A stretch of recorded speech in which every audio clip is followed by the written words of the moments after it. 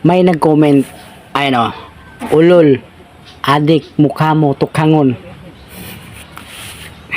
Ano naman ngayon? Alam ko, loyalistang tanga to eh. Kasi galit sa mga GDS vlogger to eh. Paribil nga ng mukha, pakita nga ng mukha mo. Paras lang pala tayo, tukhangon din eh, tukhangunin din, tukhangin din.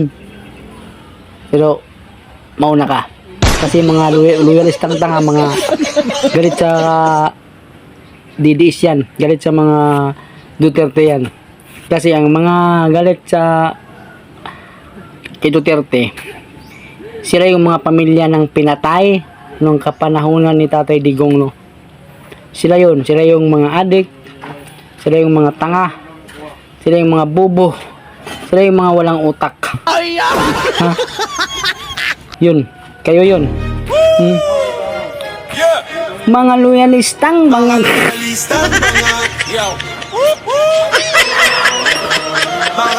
adik ka puta.